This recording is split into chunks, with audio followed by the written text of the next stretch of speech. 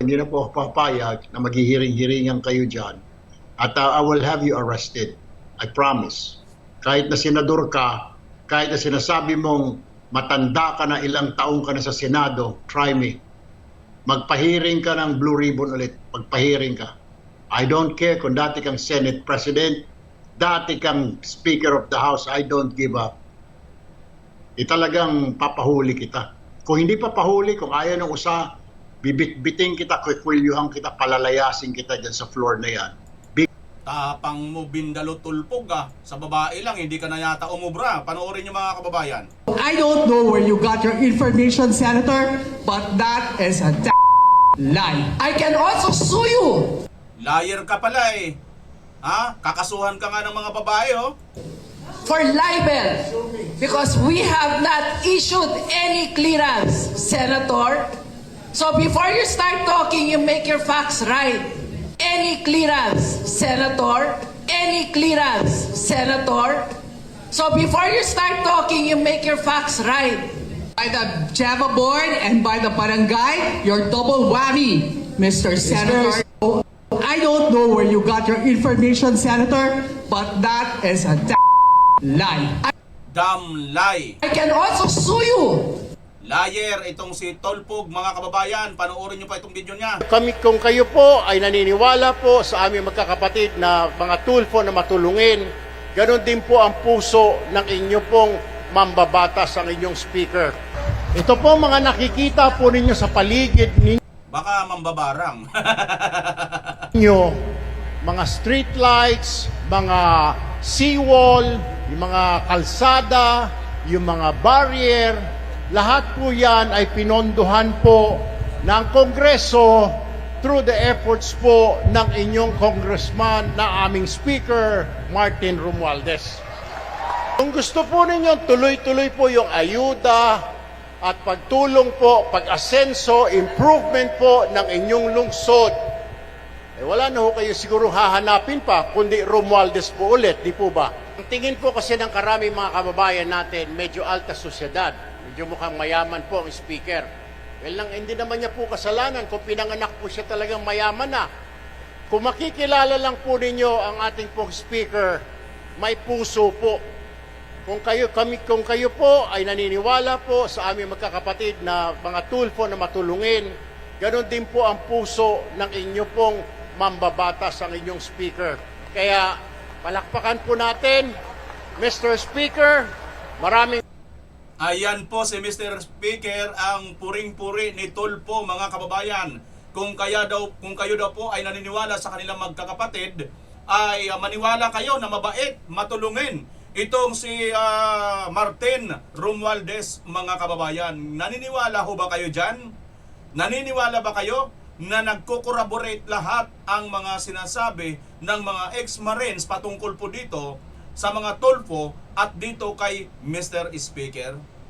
Mga kababayan, yan po ang ating pag-uusapan ngayon. At mayroon po dito, binuking, napakaganda po ng mga inilantad na mga ebidensya ni Senator Marcolita dito mga kababayan. At ito pong si Senator Joel Villanueva nagsalita na po. Tiniyak niya at mukhang hindi po babaliktad. Mananatili po mga kababayan. Bakit?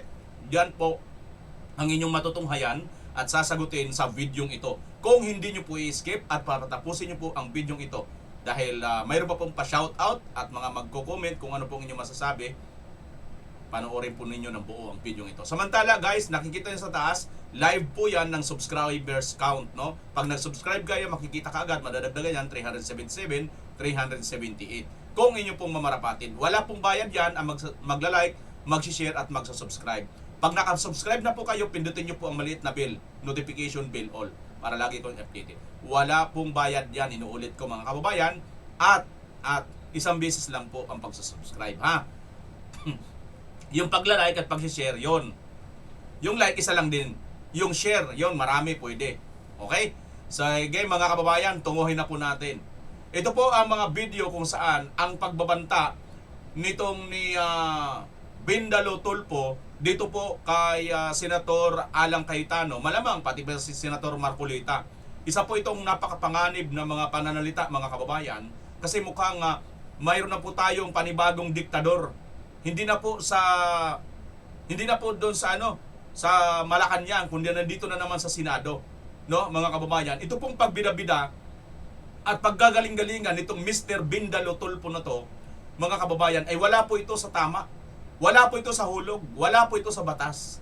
Ito, panoorin po natin muna ang paliwanag dito ni Senator Marcolita, na napakahusay po ng paliwanag po dito ni Senator Marcolita kung ano po at talaga ang nangyari, mga kababayan. Ito, ano ang nangyari? Kasi di ba ang kanilang ginagawa, itinuloy po nila yung quorum kahit po 12 lang sila. Hindi po sila nag-adjourn. Pero mga kababayan, booking po sila dito. Bakit? Sapagkat yung ginawa nila na pagka-adjourn ng pagkakaroon ng quorum, yun yung ginawa ni Soto. Naalala nyo yung nag-walk out sila, mga kababayan? Di ba kaya nag-walk out sila yung 10, naiwan si Soto, naging 12 na lang? Tapos ngayon, nagpa-adjourn si Soto kasi nga walang quorum. 12 lang yun, di ba? Ngayon, yung 12 nila, ginamit nila at nag-quorum sila. Yung unang ginawa na pag-walkout nila, dinignify nila yung pag-walkout nila sa pamamagitan ng in-adjourn nila yung quorum. Kasi 12 lang. Ngayon naman, yung pagpasok nila doon na 12 rin sila, nag-quorum sila. Pero same lang ang number, 12. Yung hindi pabor sa kanila, adjourn yan. Ngayon, dahil papabor sa atin ng 12, quorum yan. Ganyan po ang ginagawa nitong mga Bindalo, mga kababayan. 3 araw kayong hindi dumalo sa pagdinig ng sesyon, Sen, ano ha? At para bagang maaga na yung in-adjourn ang pagdinig ng Senado. Yan ang pinakamagandang tanong sa araw na ito, Jen. Opo. At ito ay may kaugnayan sa napaka-importanting salita na dapat ay huwag makalimutan ng ating mga kababayang nakikinig ngayon. Opo. At sa lahat po ng mga kababayan natin saan mang dako kayo ng daigdig naroroon. Aha. Ang word for the day ay katotohanan. Katotohanan. Truth. Truth. Yes po. Mhm. Kasi meron pa bang ibang salita bukod sa katotohanan?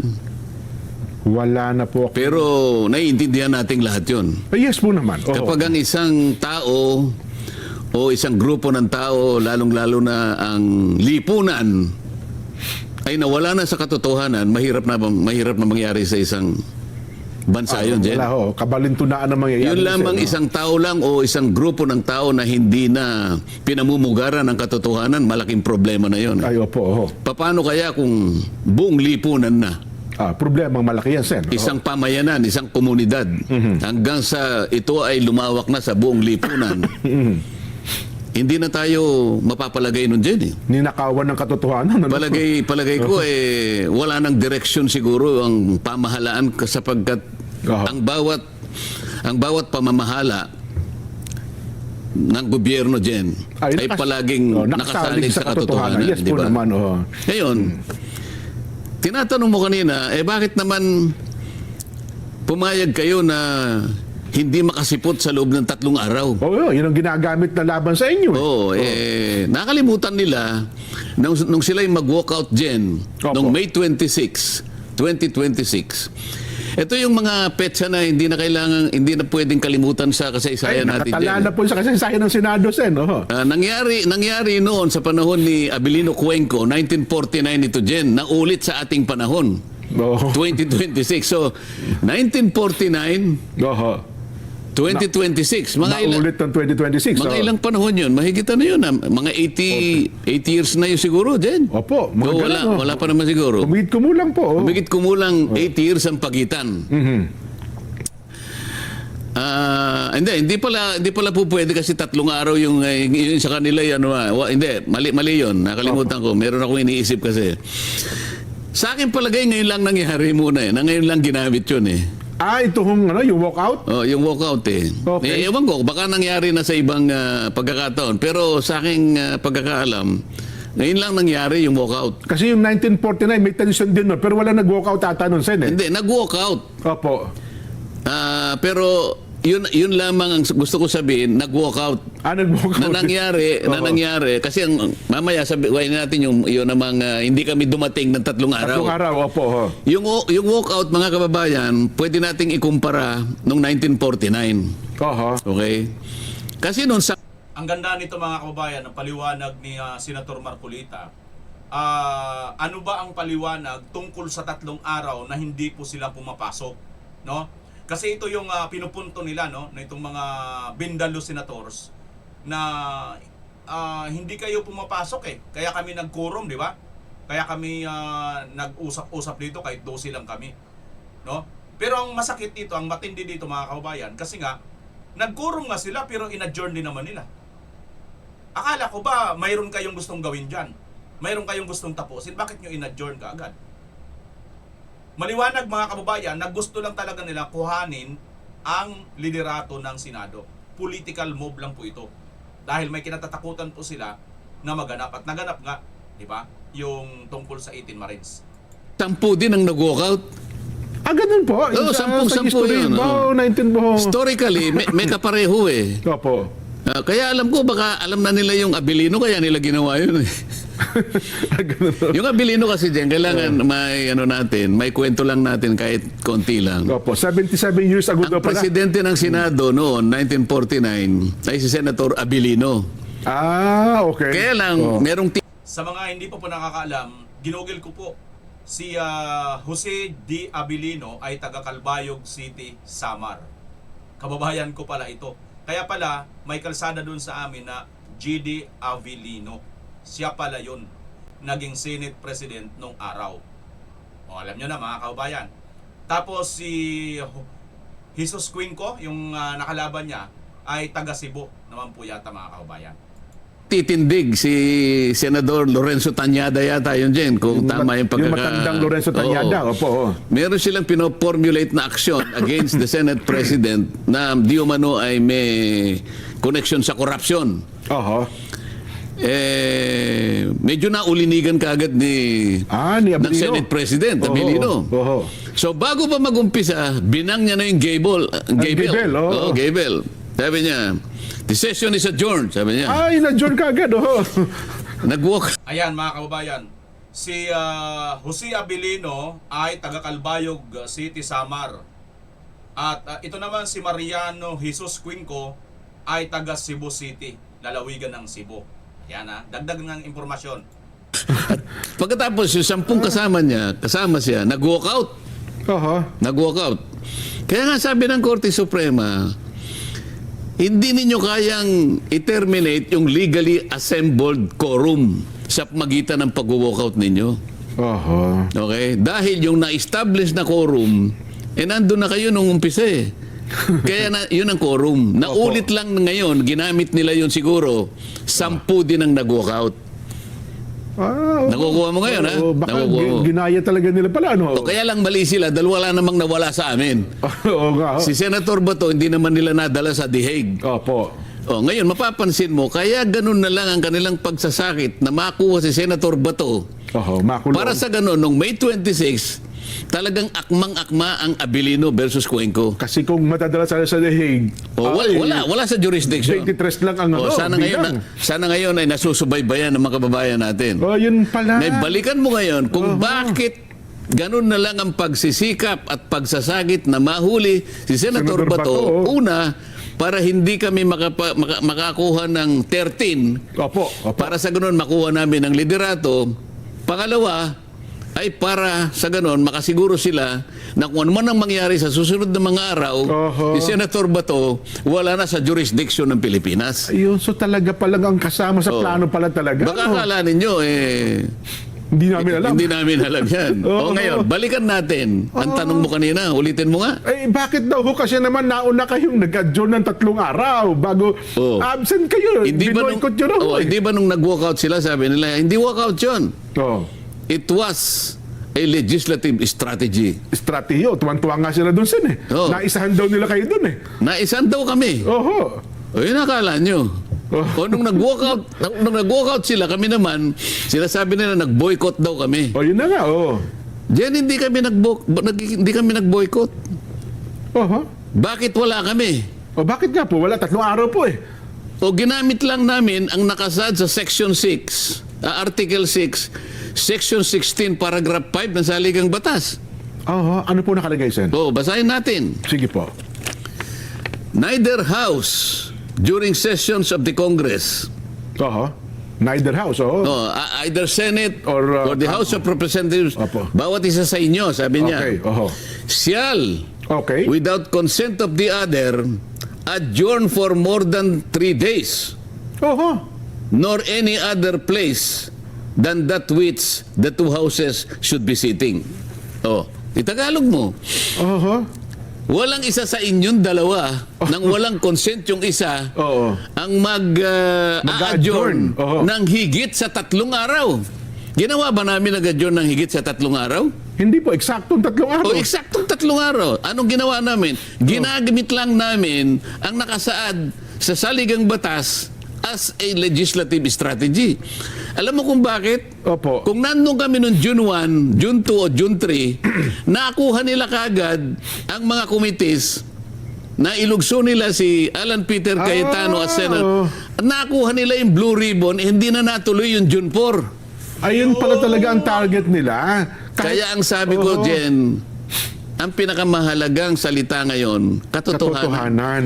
Ayaw nilang matuloy ng kahit sa anong paraan yung June 4, 2026 sapagkat marami ng katotohanan ang lalabas doon. Ayun. Hindi pa yung ganap, ngunit malaking bagay sa tinatawag nating katotohanan ang unti-unti nang lilitaw. So kung ang mangyari pala, Sen, hindi mo nila makuha ang Senate President, magdideklara sila ng all committee chairmans vacant, makukuha nila ang Blue Ribbon Committee. Isa lang ang dumating sa amin doon, makukuha na nila eh. Oho, yun Hindi, pala. isa lang ang dumating sa amin, mailulugso na nila si Alan Peter. Oh. Kasi 13 eh. Opo.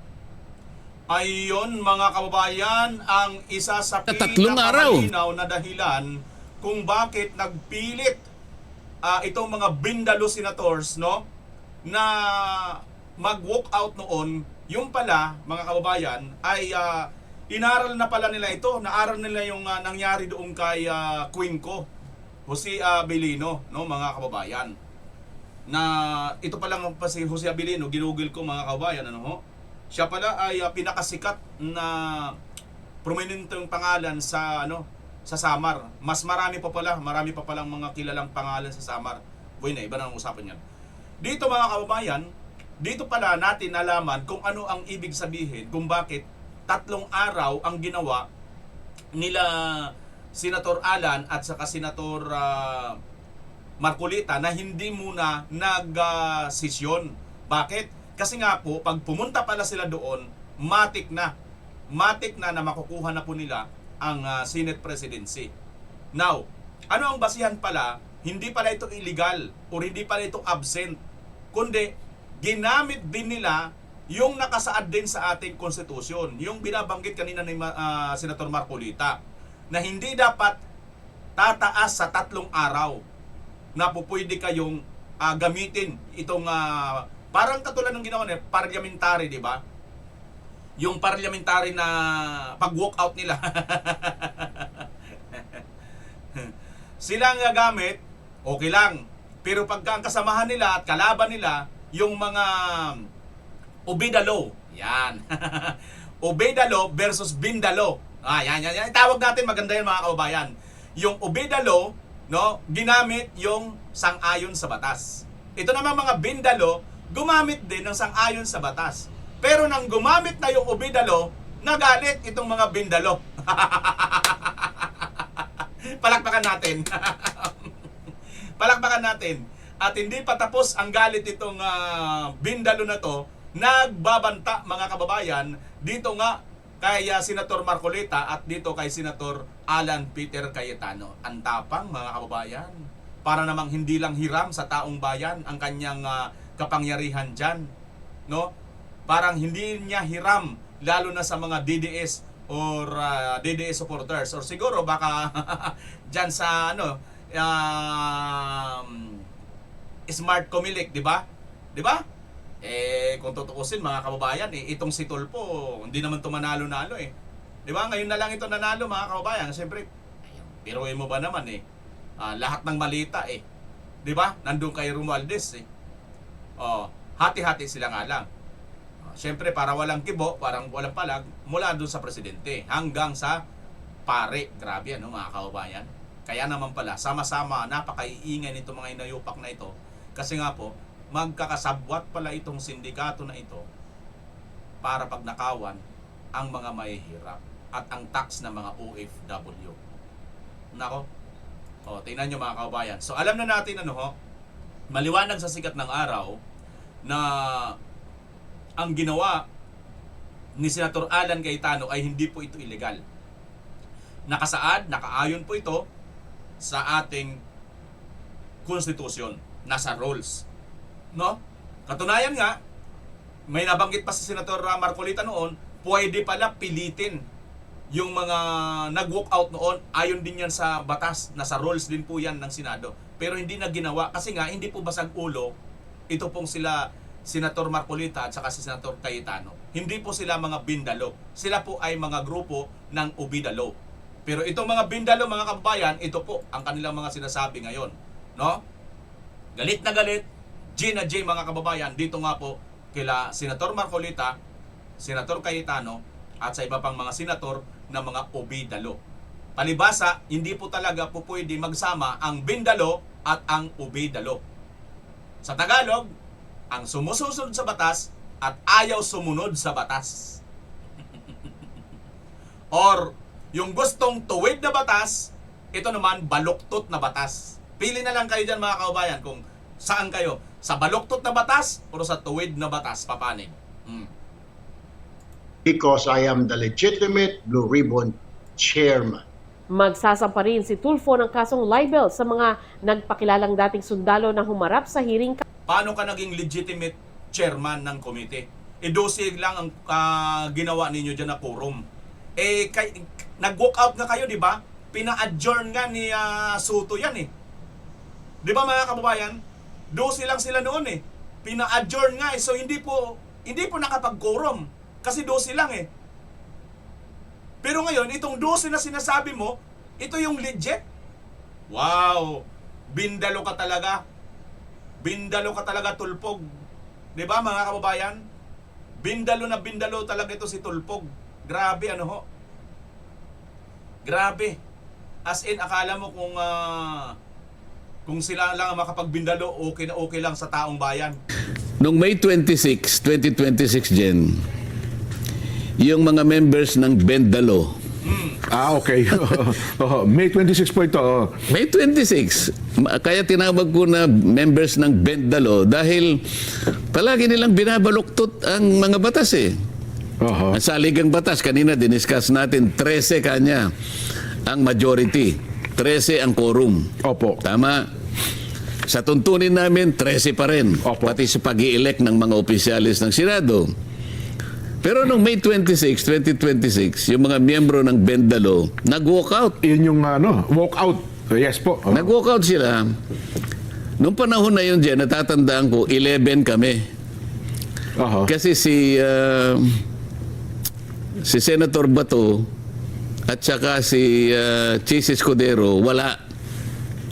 Okay. Kaya 11 kami. Si Chis Escudero, alam mo na kung bakit wala doon sa session hall. Opo. Okay. Si Chis naman, absent, wala din. So dahil 13 kami, minus 2, ilan? Di 11. 11. Opo. O kami ang 11 noon. Sila naman, 11 din.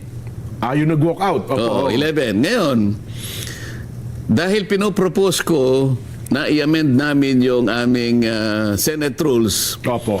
magdadagdag ako ng isa pang paragraph sa Section 41 ng aming tuntunin dyan para sana mapayagan ang isang senador sa isang kailangan na pagkakataon na makapag-participate siya o makaboto sa aming mga pinag-uusapan kahit virtual o online sa Yes. pagitan ng teleconferencing o kaya ay video conferencing. Yes po. O ilan mang akmang gamit para sa ganon ay makasama siya sa araw na yon. Ano? Yes po.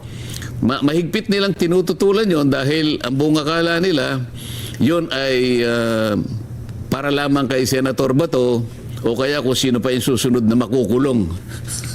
Kung sino man. Oh. Noon naman, hindi pa naman nakakulong si Senator Jinggoy. So Yes, inaakala nilang makukulong sa amin si Jinggoy, si Senator Joel. at saka si Senator Chis. Dahil pare-pareho na silang may kasong plunder eh. Yes po. Pati nga ako, pinlander dyan, di ba? Oo. Ngayon, mahigpit nilang tinututulan yun dyan dahil inaakala nila na magagamit namin kaagad yun. Sakali mang malagay kami sa ganung kalagayan. Yun ang kanilang pananaw. So makikita mo doon, talagang hindi sila kakampi sa amin talaga. Gusto nga nilang makulong kami at hindi namin magamit yung idadagdag namin sa saligang batas sa aming tuntunin. Para sa ganun, hindi kami talaga makapag-participate. Pag-participate sa namang pagdinig. Samantalang wala naman kaming nilagay. Sabi ko sa amendment, kahit sino sa amin ang malagay sa isang mahigpit na pangangailangan o consequence na hindi pwedeng makarating physically. Kahit sino man, halimbawa, isa sa kanila nagkasakit, nasa ospital, o kaya biglang nagkaroon ng travel na hindi makakauwi ng ganon sapagkat na-cancel ang mga flight. Sila naman makakagamit. Kaya lang, ang nakikita nila kagad, kami ang unang makakagamit nung mismong anmienda na ini-introduce ko. Yun nga sinabi ng isang senador. Oh. Yan mga kababayan. So, ang nangyayari po talaga dito, politika. Politika lang po talaga ang habol nila at ang kinatatakutan po nila itong Blue Ribbon na magtuloy, no? At ito nga, nagbabanta, nakikwilyuhan daw niya itong si Senador Cayetano, mga kababayan, kikwilyuhan. Tama ba yan? Tama ba yan na sabihin ng isang senador? Tama ba yan mga kababayan? Ulitin nga natin itong kanyang parang hindi ito magandang pangitain mga kababayan sa ating politika. Parang pinapahiwatig lang nito na kami na lang ang batas. Yung bindalo namin, yung baluktot na batas namin ang dapat masunod dito. Ganito po ang mensahe nitong ni Erwin Tulfo dito mga kababayan. Napakapanganib po nitong mga tulpo na ito. Napaka-risky, no? Napaka-risky po magsalita. Napakawala pong galang, walang respeto. Oh, walang respeto sa mga matatanda, mga kababayan. Na maghihiring-hiringan kayo dyan. Maghihiring-hiringan kayo dyan. Illegal nga kayo eh. Kayo nga ang illegal, tanga. At I will have you arrested. I promise. Kahit na senador ka, kahit na sinasabi mong matanda ka na, ilang taong ka na sa Senado, try me. Magpahiring ka ng Blue Ribbon ulit. Magpahiring ka. I don't care kung dati kang Senate President, dati kang Speaker of the House, I don't give up. Talagang papahuli kita. Kung hindi papahuli, kung ayaw ng usa, bibit-biting kita, kikwilyuhan kita, palalayasin kita dyan sa floor na yan. Because I am the legitimate Blue Ribbon Chairman. Yan, maganda ito, maganda ito mga kababayan. Tingnan natin kung hanggang saan ang kaanuhan nito, katarantaduhan nitong Erwin Tulfo na ito mga kababayan. Dahil mismong si Senator Padilla, sinabi niya, sige, ito, di ko alam mga kababayan kung kumpirmado ba ito ha. Ito nakita ko lang kasi sa post nitong Adel Masinigra, Quezon Go. Hindi ko alam kung siguro ano ba ito, sinabi ba ito na Senator Ruben. Paki ano nyo lang mga kababayan, wala na kasi akong panahon para hanapin pa ito, no? Pero ayon dito sa post nito, no, mga kababayan, ayun, kita nyo naman. Try me, unahin mo ako kung talagang matapang kang hinayupak ka. Hindi ko alam kung talagang sinabi ito na Senator Ruben ha. Ayon dito kasi kay Tulfo, hindi ako papayag na maghiring-hiringan kayo dyan. Kahit senador ka pa, ipapa-aristo kita, try me. So, ayan na, napakinggan naman natin. Diba? Kikwilyuhan pa nga niya, diba? Sino ang kanyang kikwilyuhan? Si Cayetano. Ito, sabi pa ni Senator Ruben, ang taong matapang ay hindi ngawa ng gawa.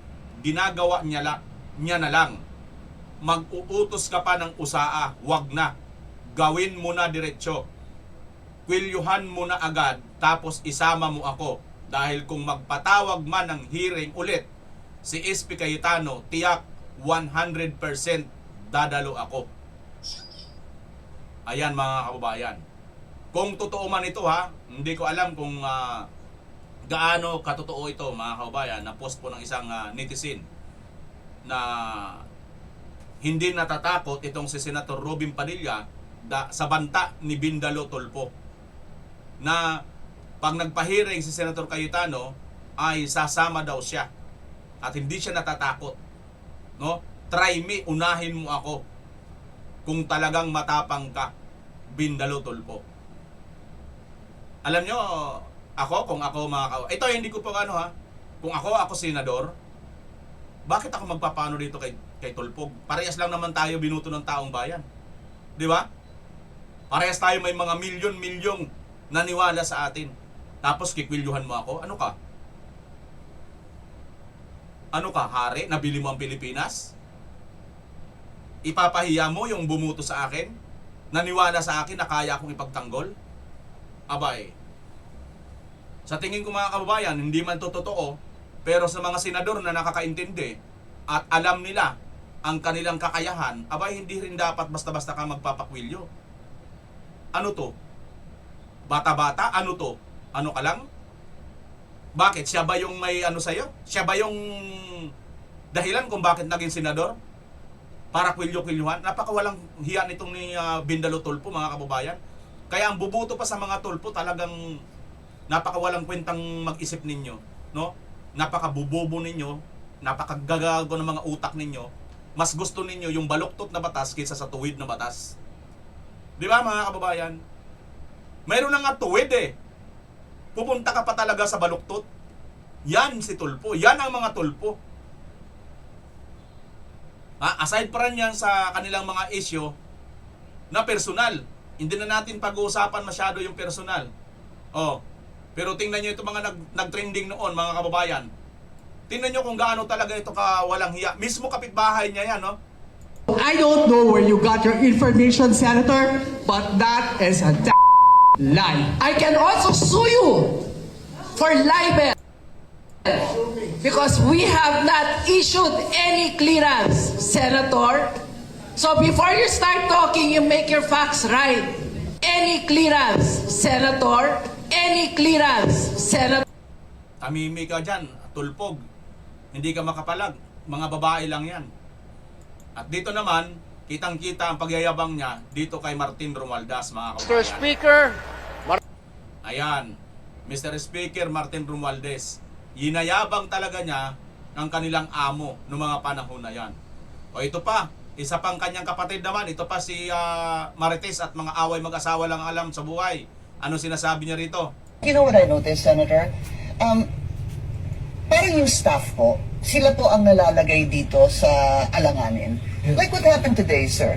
Ayaw papasukin yung 18 Marines dahil yun po ang utos ni Senator Erwin, di ho ba? Right. But yet, Senator Pia is saying that I am the committee chairman of the Blue Ribbon Committee. So hindi na po alam ng mga tao, ng staff po anong gagawin. To the point that, bumaba si Senator Pia, kinuha niya po yung, sinamahan niya yung 18 Marines, kapit-bisig po sila hanggang umakyat po sila sa what's it, I forget which room that was, kung saan sila nag-hearing.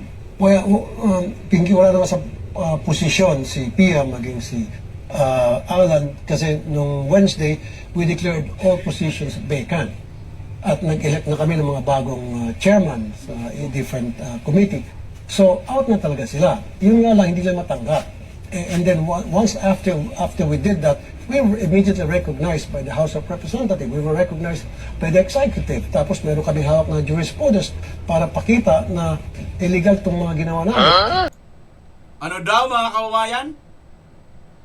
Para pakita na illegal itong mga ginawa namin, sabi tuloy mo. Jurisprudence para pakita na illegal itong mga ginawa namin. Illegal itong mga ginawa namin.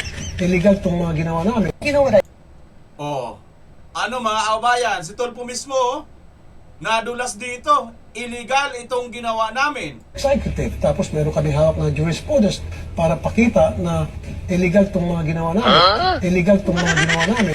Illegal itong mga ginawa namin. Illegal pala mga ginawa ninyo, Tulfog. Ayan mga kababayan, si Tulfo na mismo ang nadudulas. Illegal naman po talaga eh. Dahil yun nga yung dahilan, no? Na kanilang pag-walk out para maging 12 na lang at walang quorum. Na-adjourn ang Senado noong nag-walk out sila dahil 12 lang. So kung nag-quorum, tinuloy ni Cayetano at ng 12 na mga senador kasama si Tutasin sa 12 kasi wala pala, hindi nagpakita doon si Chis Escudero, yung pala ay nandoon na pala, nag-iiyak-iyak na yata sa babaeng ahas. Nandoon na pala, bumalik na pala sa kanyang mama. Ito talaga si Kilay, oh. Nakabawi ka na sana eh. Oo. Talagang nilulubog nito mga ito yung kanilang mga karer, mga kababayan. Ito mga tol po, siguro, no? Ito, fairless forecast ko lang ito. Siguro, 2028, mananalo pa rin ito, no, mga kababayan. Mananalo pa rin ito kasi hawak pa nila lahat eh.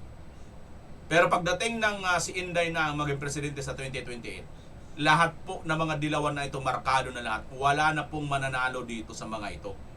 Kaya ngayon mga kababayan, pansinin nyo, lahat na lang ng paraan, kahit illegal na, ginagawa nila. Para ano? Para wag lang makabalik ang mga Duterte, mga kababayan. At ang mga Duterte kasi, para sa taong bayan, ang mga ginagawa. Napakapanganib po nitong mga Bindalo Tulfo na magtuloy-tuloy po na nangunungkulan sa ating pamahalaan. Or ito po ngayong mga Bindalo, baloktot na mga senator.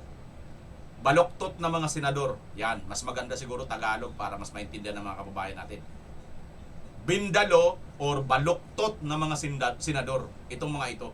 Napakapanganib na magtuloy-tuloy po ito. You know what's truly alarming when arrogance is dressed up as public service. Sometimes you have to bend the law to be able to please the people.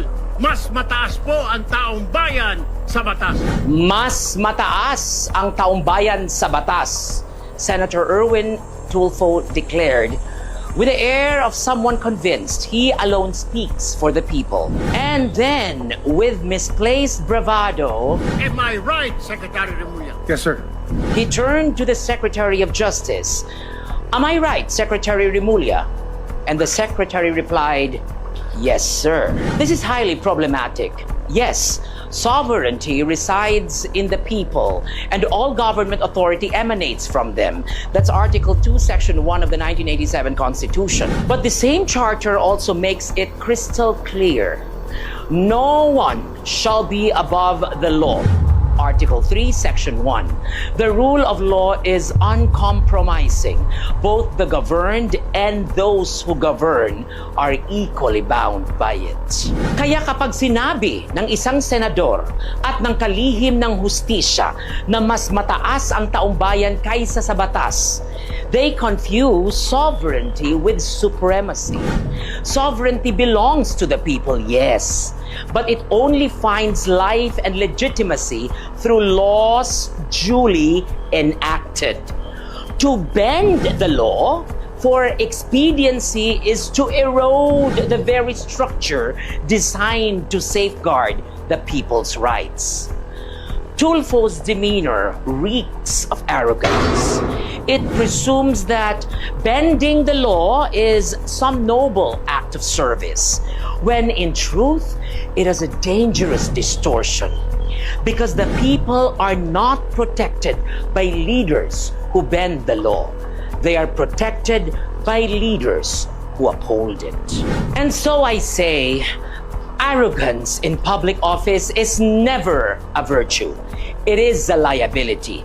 And when it masquerades as populism, it ceases to be mere arrogance. It becomes an assault on the rule of law itself. Another day. Ayan mga kababayan, nakakatakot po itong pagka-arugante sa batas ni Bindalo Tulfo at ito pong mga Bindalo Senators. Nakakatakot ito mga kababayan na ito magpatuloy. Wala po tayong magagawa, no? Pero manalangin na lang po tayo siguro na wag magtagumpay itong mga maitim na mga balak nitong mga magnanakaw sa gobyerno. Yun lang po ang kaya natin mga kababayan. Samantala, siguro isa pa sa dapat natin ipanalangin itong mamang ito mga kababayan. After all, no? Ako'y naniniwala sa kanya na nasa tama at totoo ang kanyang sinasabi. Kaya lang mga kababayan, sa tindi ng pressure, sa tindi po ng ginagawa nilang panggigipit, sabi nga ng ilan, no, yung mas ano natin kasabihan, yung famous natin na kasabihan na sa tindi ng pahirap na gagawin sa'yo, kahit pagpatay kay Rizal at Bonifacio, aaminin mo. Ito ngayon ang nakikita natin sa ating gobyernong Marcos administration. Never be bothered by anything that is being thrown at me because I know the truth and the truth is on my side. Maaaring yung justice ay delayed but I don't think justice will be denied. Until now, we are submitting ourselves doon sa proseso. Mabigat, mahirap. Siguro kayo dito sa Senado, nami-miss nyo na din ako dahil ayoko pang magsalita for so long. Ayoko magsalita. But I will not allow anyone to put me in a position as their punching bag. Never be bothered by anything that is being thrown at me because I know the truth and the truth. Ayan mga kababayan, no? Sa Biblia nga, yung katotohanan ay ang magpapalaya sa iyo, no? Yun po. Ngayon, Senator Joel Villanueva, kung ikaw po ay naniniwala na isa kang Kristiyano, ayon po sa Biblia, kailangan ka pong sumunod na ano yon. Kahit anong mangyari, kung wala kang kasalanan, ang katotohanan pa rin ang dapat manaig. Nasa Biblia po yan. Bilang isang Kristiyano, ito naman sa Senator Joel Villanueva ay anak ito ng leader ng GIL or Jesus is Lord, no? Na isang samahan ng Kristiyano na nakabase rin sa Biblia. Matibay po, no, ang aking paniniwala na hindi po ito basta-basta babaliktad unless, mga kababayan, kung siya po ay nagsisinungaling at wala po sa kanya ang katotohanan. Pero as long as isa po siyang Kristiyano at naniniwalang wala talaga siyang ginawa na kasalanan, kahit po ikulong, kahit po patayin, ang Kristiyano ay titindigan po ang katotohanan. Yan po ang paniniwala ko bilang isang Kristiyano. Ngayon, pag bumaliktad po itong si Senator Joel Villanueva, isa rin po siya sa mahuhusgahan ng taong bayan. Hindi na po tayo kailangan pang humusga. Taong bayan po at nasa taas ang huhusga sa kanya. Sapagkat napakarami po mga pronouncement itong mamang ito patungkol po sa mga flood control issue. Siya mismo ang nangunguna. Pagkatapos, siya rin pala ang sangkot dito. Kaya ako, naniniwala ako mga kababayan, pag bumaliktad dito, guilty pa talaga. Kasi hindi mo na kailangan po bumaliktad eh. Ang premise kasi, ang Kristiyano, kahit patayin pa, hindi po yan aalis sa kanyang pinanguhawakang na katotohanan. Yan po ang paniniwala ko bilang Kristiyano. Hindi po yan matitinag. Kahit putulan mo pa ng ulo, tatayo at tatayo yan sa katotohanan. Tingnan nyo, si Senator Jinggoy Estrada, di ba? Ikinulong na lahat, tinanggap niya na ang kanyang kapalaran. Bagamat napakantindi ng offer sa kanya, nawala na siyang kaso, bumaliktad lang, umalis lang kay Senator Cayetano, pero hindi niya ginawa. Sasayangin nyo ba? Katulad ni Chis Escudero na sinayang ang sakripisyong ginawa ni Senator Estrada. Kaya mga kababayan, mag-isip-isip tayo. Ako, sabi ko na lang, siguro 90-10. Yan pa rin po ang malakas kong paniniwala na hindi babaliktad itong si Senator Joel Villanueva. Bakit? Kasi bilang Kristiyano, naniniwala po ako na tagasunod po ito ng Biblia. Kung Kristiyano ka, kaya naman ang kinakainiban mo, basta Kristiyano ka, naniniwala ka sa Biblia, alam mo yan, basahin mo sa Biblia, ang katotohanan ang magpapalaya sa iyo. So, ang kasinungalingan ang magpapabaliktad sa'yo. Kung ang katotohanan, palalayain ka, ang kasinungalingan naman ang magpapabaliktad at magiging magpapahudas sa'yo. So, ayan, Senator Joel, 90% pa rin ang aking paniniwala sa iyo. Okay? Tingnan na natin to sinasabi ni Senator. Pwede, magiging senador na rin to. Sana, itong senador na rin eh. Hindi po bagay sa isang senador ang magbigtas ng mga salitang ganyan. Dapat po ay kagalang-galang tayo kahit hindi tayo nagkakasundo. Sa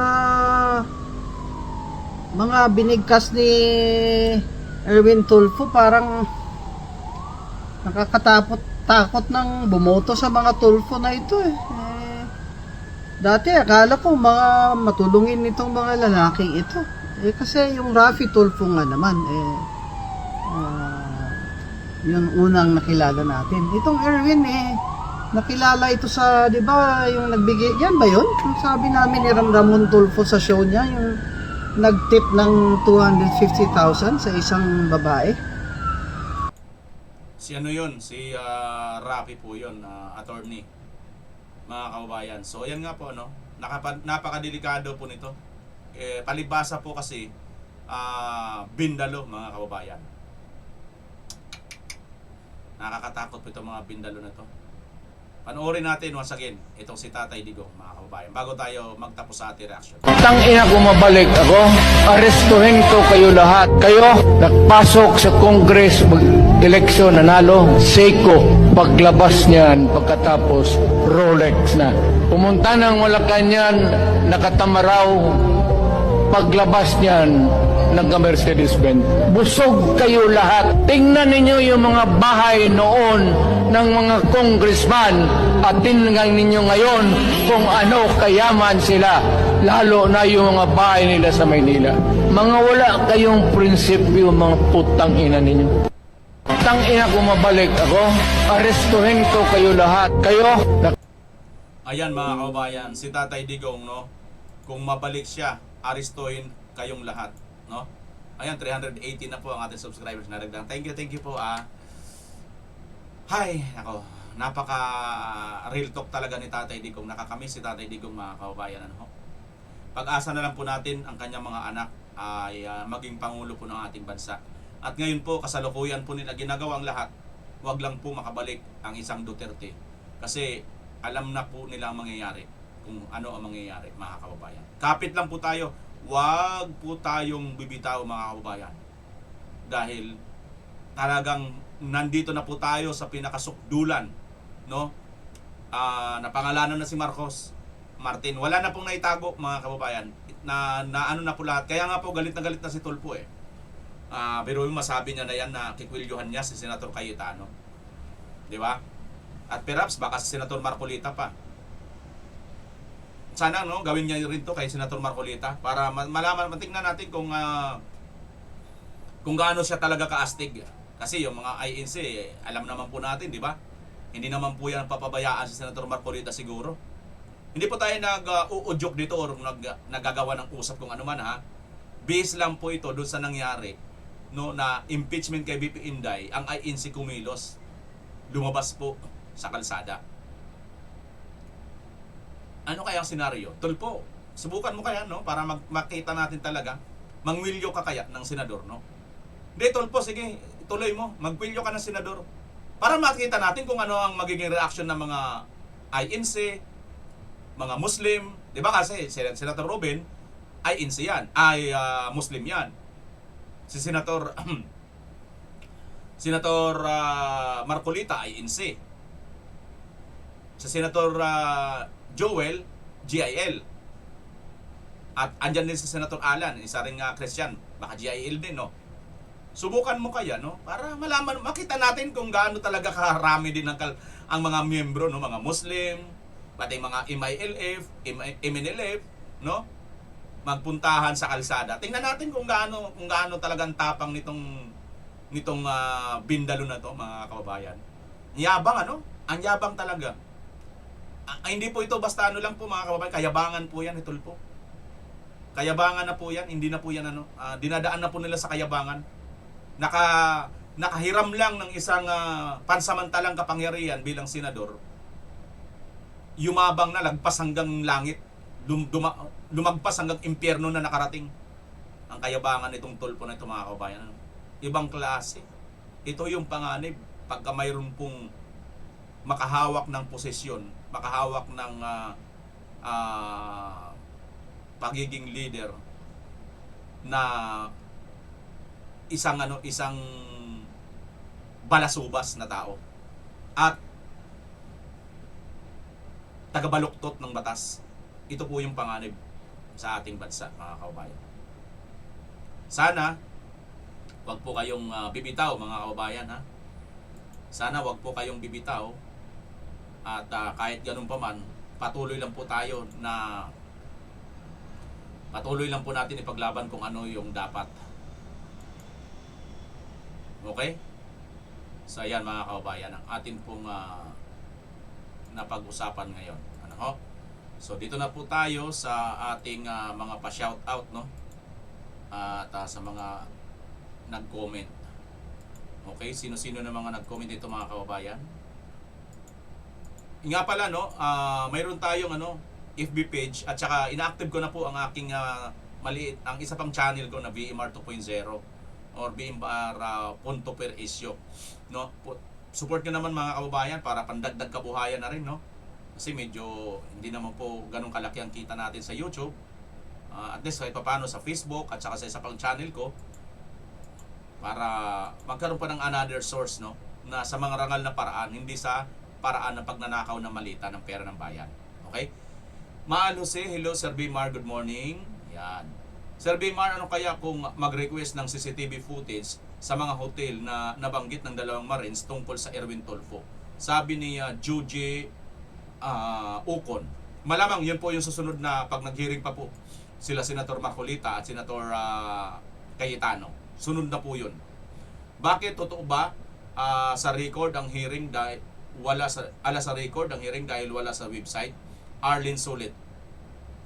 Malamang yun po yung kanilang ginagawa. Pero alam nyo, darating din ang araw na ilalagay po yun. Bakit? Kasi po, pagka isa man po sa kanila dito ay tumakbo na po sa Supreme Court at i-declare po ang legality, ako naniniwala, malaki po ang aking paniniwala na ibibigay po kila Senator Cayetano ang legality nitong Blue Ribbon sa ngayon, mga kababayan. Bakit? Kasi sila po ang legal na 13 majority sa mga senador. Okay? Good morning BMR, watching from Rome, Italy. God bless. Maraming salamat Faye Valeriano. Watching in Parañaque, Fernando Palma. Yan.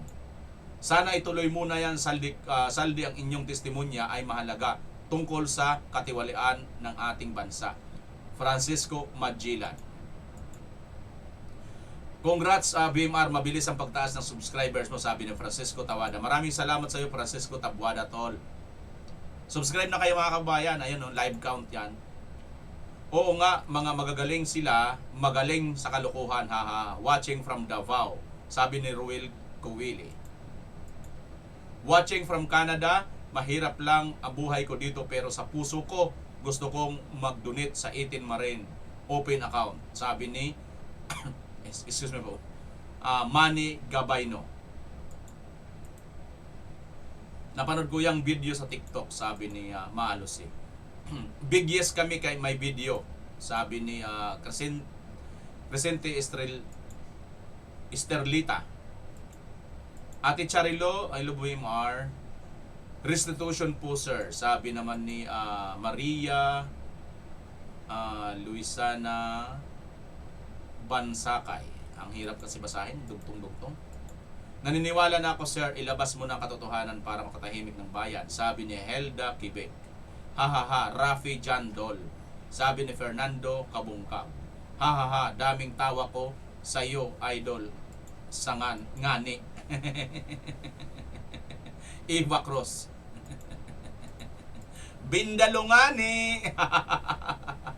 I follow you BMRP way. Johnny Boy. Thank you po ah. Thank you Johnny Boy. Walang ibang pagdalhan ng malita kaya kay ombudsman na lang. Sabi ni Anita Totinel. May mga kababayan. So ito po ang aking FB page, no, mga kababayan. Sa hindi pa po nakakaalam sa aking FB page, puntahan nyo po itong aking FB page, no? Asan na yun? Ito. Ang ating FB page, mga kababayan, ay ito. Ayan. VMR POB.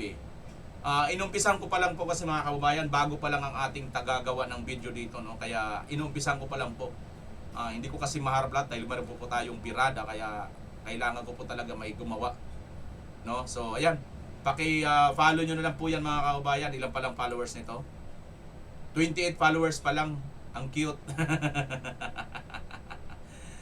Hay nako. Sige lang mga kababayan, tuloy-tuloy lang natin i-follow ito ha. Para naman makaabot ito ng malaki, ano? Follow nyo po ito, VMR POV. Diyan na po ako mag-post balang araw. Yon, 381 na po mga kababayan. Okay? Maraming salamat po muli sa inyo lahat. Pilipinas as always. Bye-bye! May TikTok din ako ha. I-ano ko sa sunod.